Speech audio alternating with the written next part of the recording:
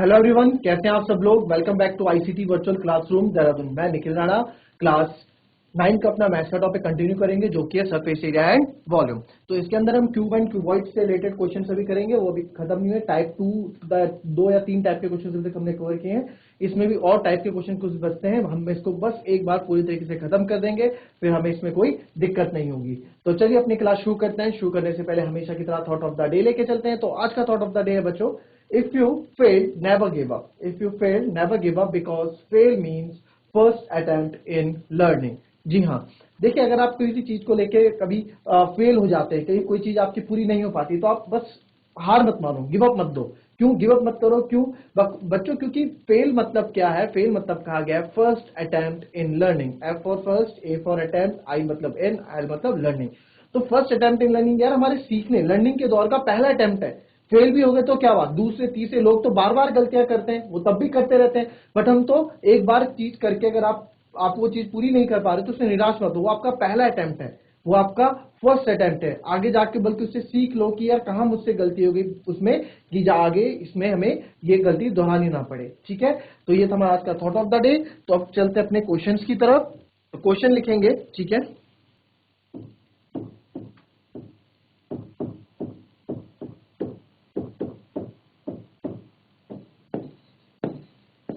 लोहे के तीन घन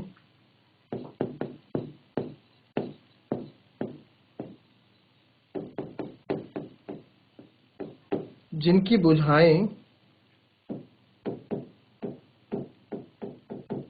क्रमशः 9 सेंटीमीटर, 12 सेंटीमीटर और 15 सेंटीमीटर है, को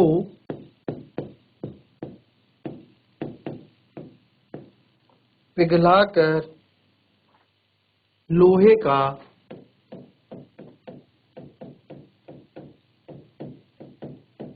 एक बड़ा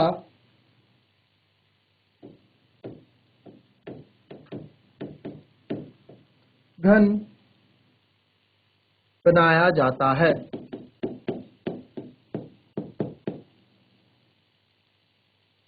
उस नए घन की भुजा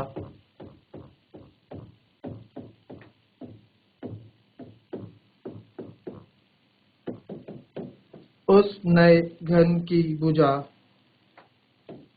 की लंबाई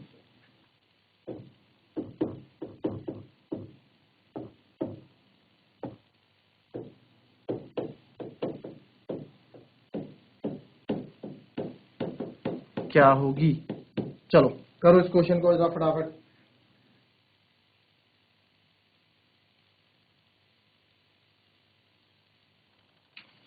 ये क्वेश्चन हमारे पास है। तो लोहे के तीन घन जिनकी भुजाएं क्रमशः 9 सेंटीमीटर, 12 सेंटीमीटर और 15 सेंटीमीटर को पिघलाकर लोहे का एक बड़ा घन बनाया जाता है। उस नए घन की भुजा की लंबाई क्या होगी? तो हमारे पास तीन लोहे के तीन घन है, ठीक है। लोहे के हमारे पास तीन घन है, सबका साइज अलग अलग है।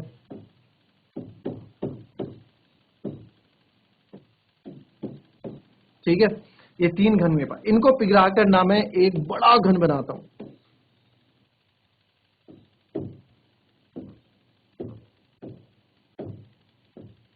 ठीक है, एक बड़ा घन हमने बनाया इन तीनों को पिघलाकर। अब इन तीनों को जब पिघलाकर लोहे का एक बड़ा घन बनाया, तो उस नए घन की भुजा की लंबाई क्या होगी? मैंने आपको पहले भी बताया था कि जब मेल्ट करते हैं किसी चीज को, हम अगर पिघलाते हैं तो उसका क्या चीज सेम रहता है? एरिया तो बिगड़ जाता है, पिघल के एरिया अलग हो जाता है, क्षेत्रफल अलग हो जाएगा, है ना। तो क्या चीज सेम रहती है? उसका वॉल्यूम, उसका आयतन सेम रहता है। यानी कि इन तीनों का जो आयतन होगा वो इस बड़े वाले आयतन के बराबर होगा। और हमें क्या निकालना है? स्नेह घन की भुजा क्या होगी, ये निकालना है। तो यार इसकी साइड थी हमारे पास कितनी? 9 सेंटीमीटर, इसकी थी 12 सेंटीमीटर और इसकी थी 15 सेंटीमीटर। तो ये हमारे पास जो था, इनका वॉल्यूम निकालते हैं। वॉल्यूम क्या हो जाएगा इसका? Side cube. तो साइड का क्यूब यानी 9 का क्यूब, 9 का क्यूब होता है 729, याद होना चाहिए आपको। फिर वॉल्यूम लगाएंगे इसका 12 का क्यूब।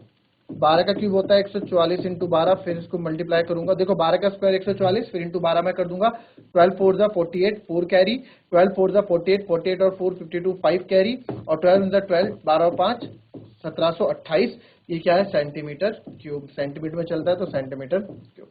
वैसे मैं वॉल्यूम निकाल दूंगा इसका, 15 का क्यूब, 15 आपको पता है क्या होता है, 15 का स्क्वायर क्या होता है 225 गुणा 15, तो 225 गुणा 15, 15 पंजे 75, 7 कैरी, 15 5 जा 75, 7 कैरी, 15 2 जा 30, 37 का 3, फिर 15 2 जा 30 और ये हो गया 3375। तो ये मेरे पास तीन, मेरे पास यहाँ पे तीनों के मेरे पास क्या आ गए, तीनों का मेरे पास वॉल्यूम है, और इन तीनों का वॉल्यूम मिला के इनका वॉल्यूम होगा। तो इन तीनों का वॉल्यूम है volume of first plus volume of second plus volume of third, इन तीनों का जो वॉल्यूम होगा इसका वॉल्यूम होगा, तो यानी कि 729 प्लस 1728 प्लस 3375, ये मैंने बता दिया। अब इसको सॉल्व करके आप बताओ कि इसका वॉल्यूम क्या आ रहा है, फिर आपको इसकी भुजाएं बतानी है, इसकी भुजाएं कितनी है, जरा फटाफट मुझे इसको करके बताओ आप।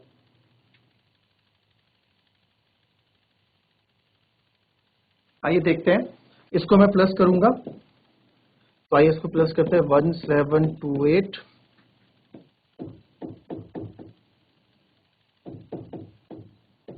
ठीक है, 8 5 13, 13 और 9 22, 2 कैरी, 7 2 9, 2 11, 2 13, 1 कैरी, 7 3 10, 1 7 3 10 17 18, 1 कैरी, 3 1 4 1 5, 5 8 3 2,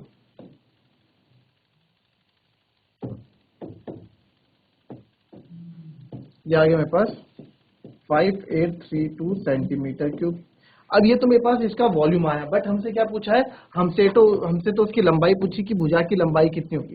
तो आपको पता है नेक्स्ट स्टेप में हम करेंगे, आपको पता है वॉल्यूम ऑफ क्यूब क्या होता है, साइड का क्यूब होता है, ठीक है। और वॉल्यूम मेरे पास जो आया वो था 5832, और ये है साइड का क्यूब। और मुझे साइड चाहिए, तो मैं क्यूब रूट साइड इधर करूंगा तो इधर क्यूब रूट आ जाएगा, ठीक है। तो इसका क्यूब रूट निकालने के लिए आप क्या करेंगे, हम इसको यहाँ पे क्यूब रूट निकाल देते हैं प्राइम फैक्टराइजेशन मेथड से। अभी मैं आपको इसका डायरेक्ट मेथड बताऊंगा, बट डायरेक्ट आप समझ नहीं पाएंगे, आपको जो आता है उसी में हम फोकस करेंगे। 2 2 जा 4, 5 में 4 गया 1, 2 9 जा 18, 2 1 जा 2, 2 6 जा 12, फिर 2 1 जा 2, 2 4 जा 8, 2 5 जा 10, 2 8 जा 16, फिर 2 7 जा 14, 2 2 जा 4, 2 9 जा 18, ठीक है। 2 7 जा 14, 2 2 जा 4, 2 9 जा 8, ठीक है। फिर 3 3 2 जा 6, 7 में से 6 गया 1, 3 4 जा 12, 3 3 जा 9, फिर 3 8 जा 24, 3 1 जा 3, फिर 3 से 27 टाइम ये जाएगा, फिर 3 से 9 टाइम ये जाएगा, फिर 3 3 जा 9 ये जाएगा, फिर 3 1 जा 3 ये जाएगा। तो हमारे जो फैक्टर्स आ गए बच्चों यहाँ पे, वो हमारे फैक्टर्स आ जाएंगे यहाँ पे क्यूब रूट में 2 into 2 into 2, 3 into 3 into 3 into 3 into 3 into 3। तो इनके ये 3 क्यूब, क्योंकि ये क्यूब रूट है तो 3 लेंगे, एक बाहर आ गया, फिर इन 3 का ये 3 बाहर आ गया, और इन 3 का ये 3 आपका बाहर आ गया। स्क्वायर रूट होता तो मैं 2 लेता, वर्गमूल होता तो 2 रहता, ये आपका घनमूल है। तो साइड मेरी कितनी आ गई बच्चों, 2 3 जा 6, 3 जा 18 सेंटीमीटर। तो मेरी साइड कितनी आ गई, जो नया क्यूब बनेगा उसकी जो साइड होगी 18 सेंटीमीटर होगी। ऐसे हमने इसको क्यूब रूट को हमने निकाला। कॉपी करें इसको।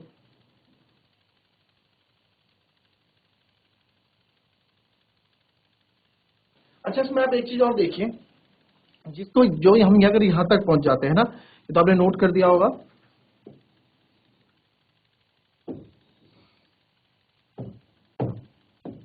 हम यहां तक पहुंच गए। तब जिसको क्यूब रूट्स याद होंगे, ठीक है, जिसको क्यूब रूट्स याद होंगे सीधे क्या कर देगा कि सर ये तो 9 का क्यूब है, ठीक है, ये सीधे 9 का क्यूब है, यहाँ 9 लिख दो, क्योंकि 9 9 9 से आ जाता है 9 का क्यूब।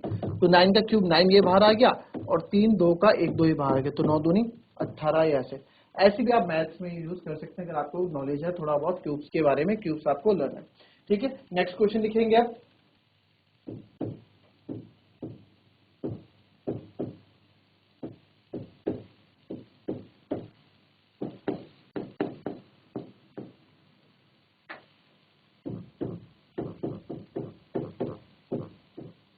एक घनाभ की लंबाई चौड़ाई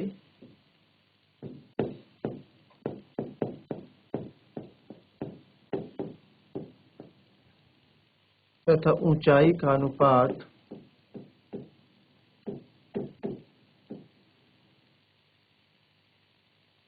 8:5:3 है।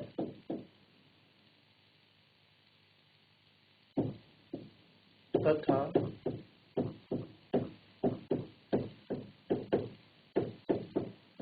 इसके संपूर्ण पृष्ठ का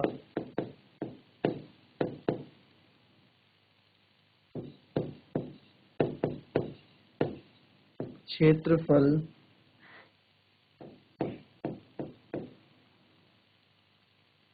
वर्ग सेंटीमीटर है।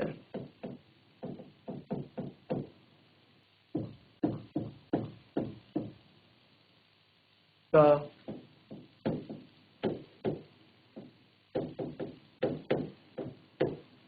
आयतन ज्ञात कीजिए। चलिए तो क्वेश्चन है, फटाफट करें इस क्वेश्चन को। एक घनाभ की लंबाई चौड़ाई तथा ऊंचाई का अनुपात 8:3:3 8:5:3 है तथा इसके संपूर्ण पृष्ठ का क्षेत्रफल 63200 वर्ग सेंटीमीटर। इसका आयतन ज्ञात कीजिए।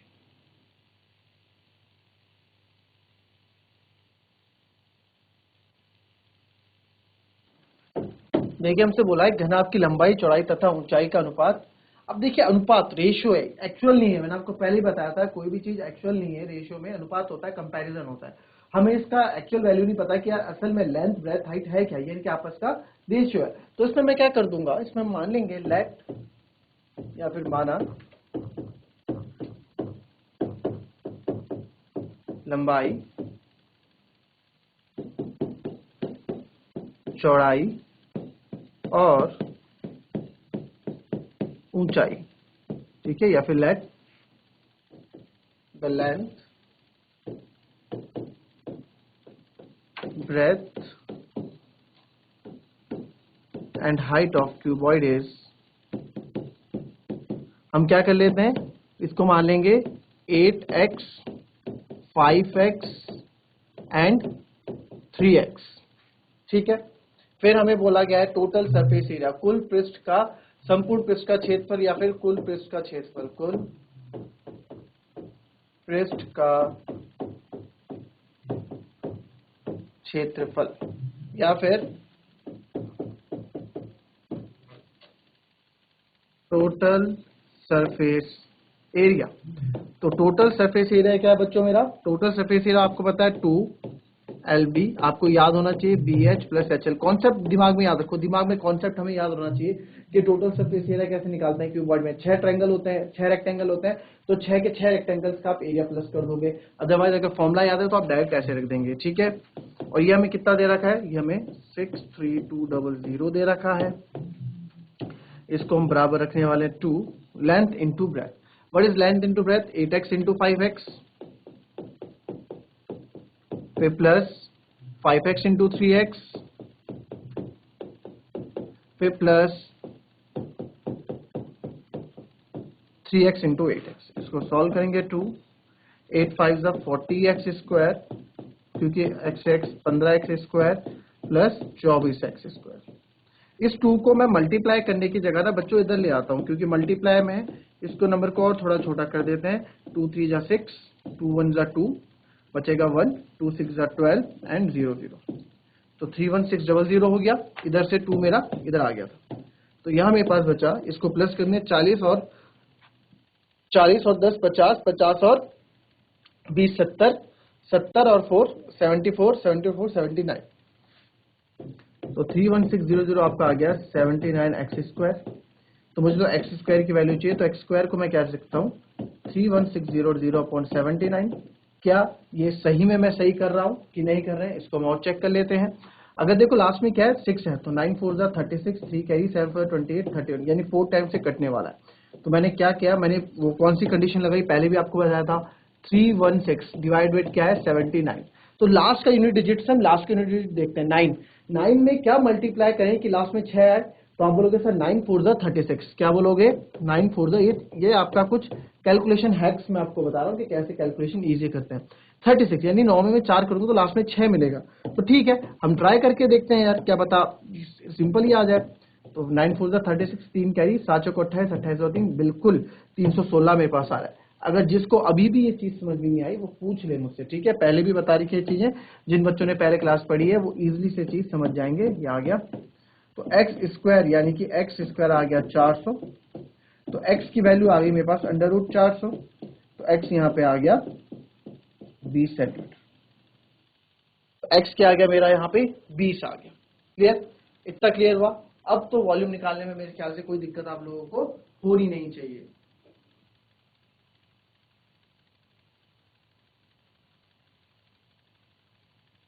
ठीक है, तो वॉल्यूम, अब इसका जो वॉल्यूम निकालना है वो आपका homework. This is your homework. Volume निकालने में कोई दिक्कत नहीं होती, length into breadth into height, या एक्स से आपकी एक्चुअल लेंथ ब्रेथ हाइट आ जाएगी, उसके बाद आप वैल्यू पुट डाउन करोगे, आपको आपका वॉल्यूम मिल जाएगा। तो दैट्स ऑल फॉर टुडे, मिलते हैं कल की नेक्स्ट क्लास में। तब तक के लिए be happy, be healthy and be safe. Thank you and have a nice day.